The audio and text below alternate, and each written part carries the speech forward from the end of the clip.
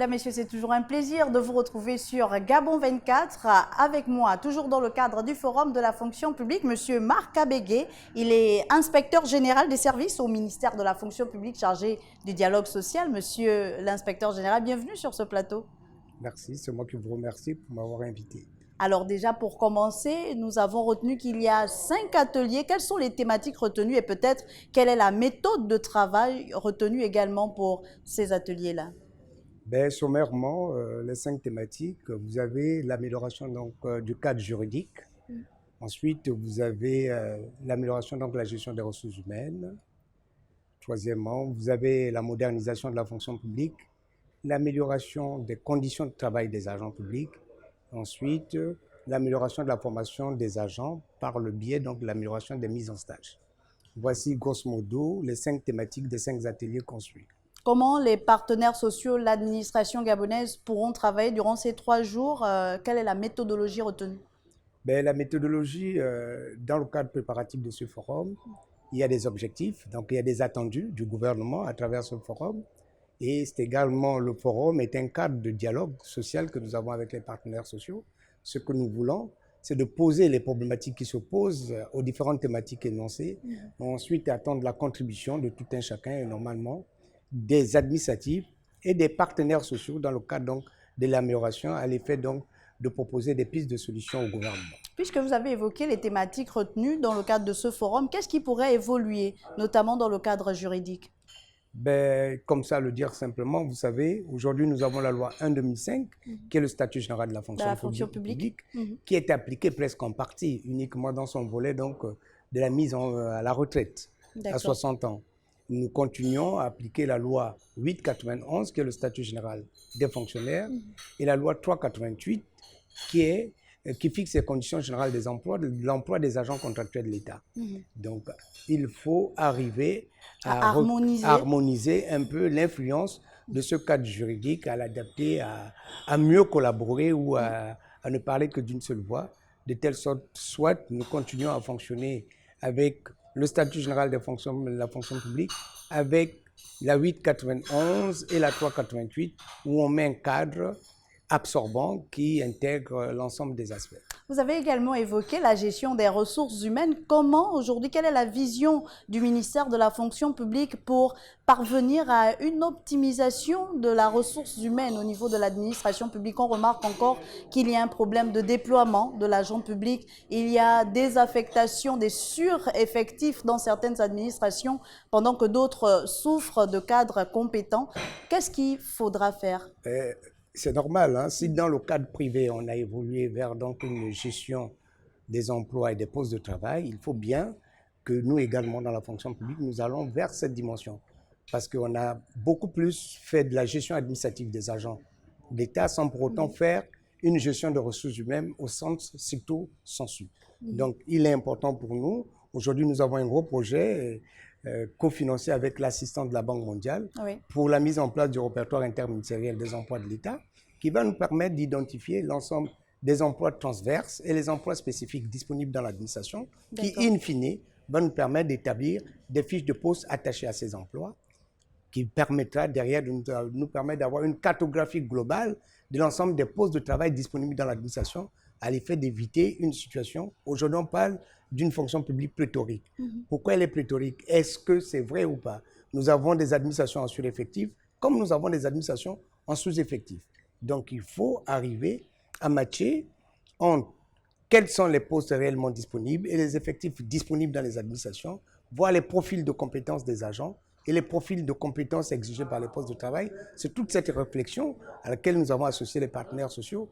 La fonction publique seule ne peut pas déterminer l'avenir d'une fonction publique sans avoir autour d'elle aussi bien les autres administratifs, les autres composants de l'administration et les partenaires sociaux qui sont des partenaires au développement et pour lesquels nous avons besoin d'échanger avec eux. Monsieur Abégué, nous sommes quand même en 2020 et la fonction publique a accumulé, a eu du retard et un peu à la bourre par rapport à ce qui se passe ailleurs.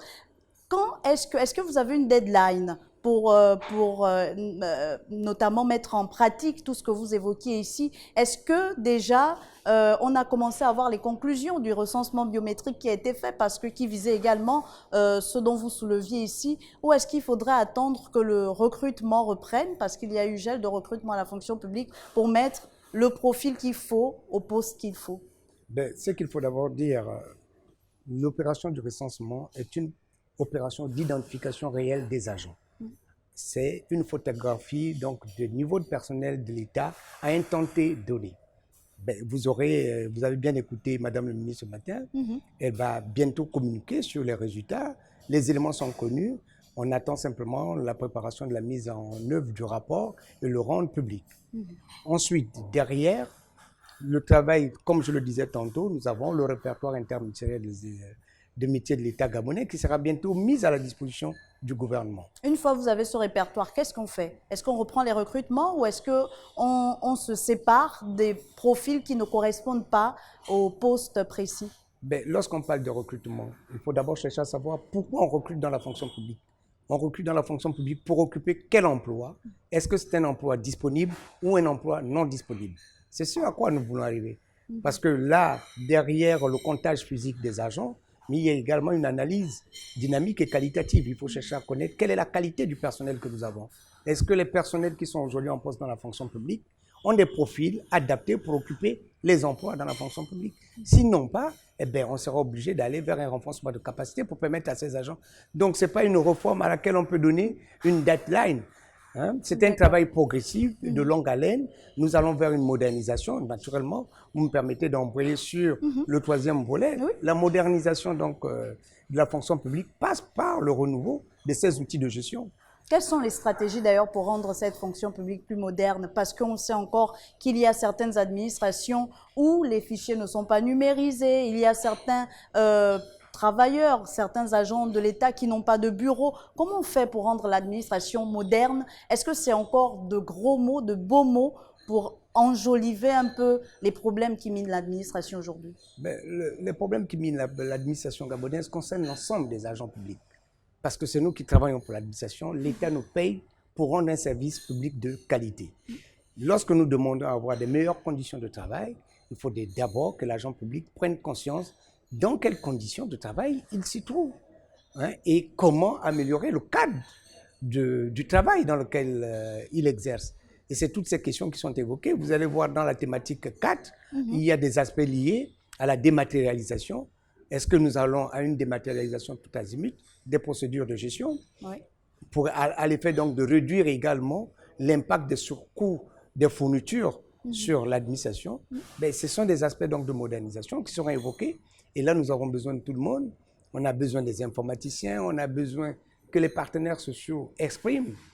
Est-ce qu'on va aller vers une signature numérique qui sera validée? Et là encore, on a besoin également donc, des éléments liés à la protection des données à caractère numérique. Donc la modernisation de l'administration gabonaise ne passe pas uniquement au travers donc, de quelques outils de gestion. C'est un vaste chantier qui concerne l'ensemble de l'administration. Pour l'instant, nous avons la responsabilité de conduire ce chantier sur un pan. Nous allons essayer, autant faire se peut, avec le soutien du gouvernement, de mener ce chantier. On a l'impression qu'effectivement le chantier il est vaste. Vous avez parlé de la gestion des ressources humaines qui était assez transversale. Vous avez parlé de la modernisation. Est-ce que déjà, au niveau du ministère, il y a un pas qui a commencé à être fait pour aller dans ce sens-là?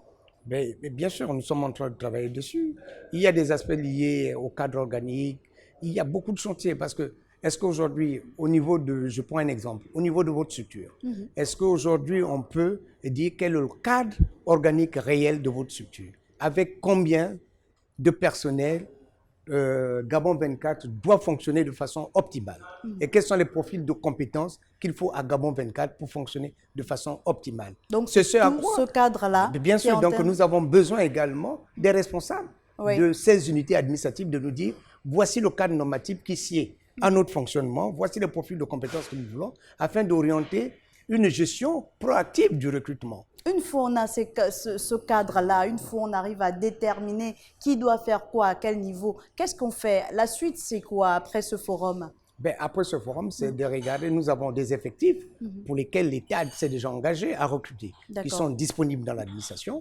OK? Quelle est la qualité de ce personnel? Est-ce que l'ensemble de ces agents sont utilisés sur des postes de travail adaptés à leur profil de compétences? Ça, c'est la première chose. Aujourd'hui, nous avons l'identification du personnel qui sera rendue publique, mais ensuite, il faut aller à l'identification réelle des postes de travail disponibles dans l'administration avec leur profil de compétences. Et c'est le rapprochement entre les effectifs et leur profil de compétences, les emplois disponibles et les profils de compétences des postes qui nous permettra de dire si nous sommes en situation d'effectif pléthorique ou si nous sommes en sous-effectif. Et qu'est-ce que nous faisons du bilan donc, de cet échange, le trop-plein des effectifs que nous avons? Est-ce qu'ils ont besoin d'un renforcement de capacité afin d'être redéployer sur d'autres emplois disponibles non occupés. Mais donc, c'est tout un travail. Ce n'est pas un chantier. Là, pour l'instant, nous entamons une réflexion importante afin de sortir les pistes de réflexion. Mais on ne peut pas dire aujourd'hui que la modernisation de la fonction publique va s'arrêter dans 1 an ou dans 2 ans, parce qu'il y a beaucoup d'aspects à revoir. Et à chaque fois qu'on va avancer, il y a d'autres aspects qui vont nous amener à améliorer notre cadre de travail et à améliorer la fonction. Parce que la fonction publique d'aujourd'hui ne sera pas forcément la fonction publique de demain pour nos enfants. Donc c'est un cadre évolutif que nous ne pouvons pas arrêter à un temps donné. Ça, c'est un fait. Mais il y a la question de la régularisation des situations administratives des agents qui revient à chaque fois dans les mouvements de grève. On l'a vu à la santé, à l'éducation et même parfois dans certains secteurs comme le commerce. Monsieur l'inspecteur général, concrètement, on a dit qu'on va revoir le cadre juridique. Est-ce qu'aujourd'hui, la fonction publique est apte à régulariser ces situations-là, à reclasser ces agents qui ont fait 4-5 ans en situation de pré-salaire, alors que ce n'est pas la norme? Concrètement, qu'est-ce qui va se faire à l'issue de ce forum?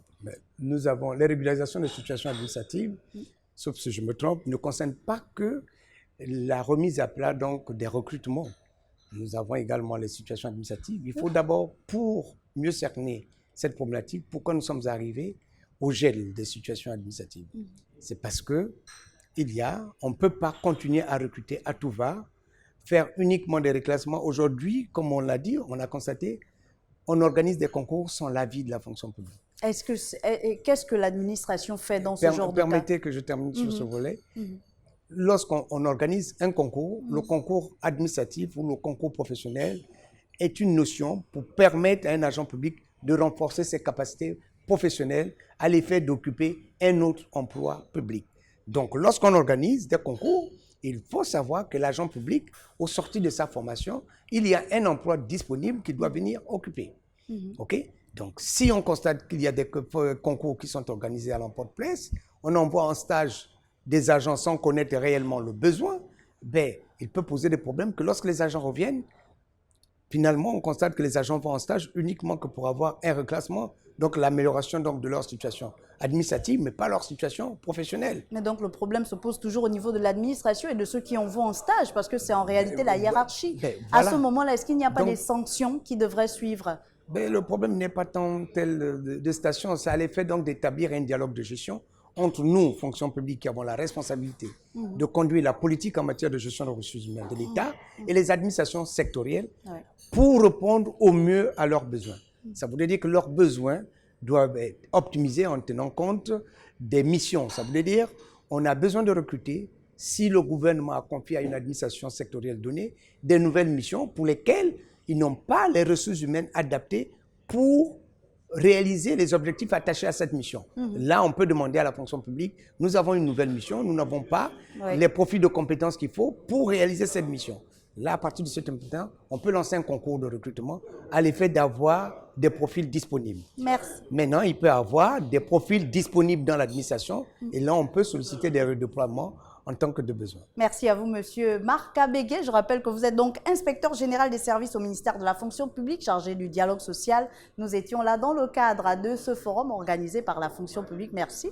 Merci, c'est moi qui vous remercie et j'espère avoir donné un éclairage suffisant pour permettre aux compatriotes de mieux apprécier les enjeux de la réforme que nous menons. Certainement. Merci à vous, chers téléspectateurs et chers internautes. Restez connectés sur Gabon 24, l'actualité se poursuit.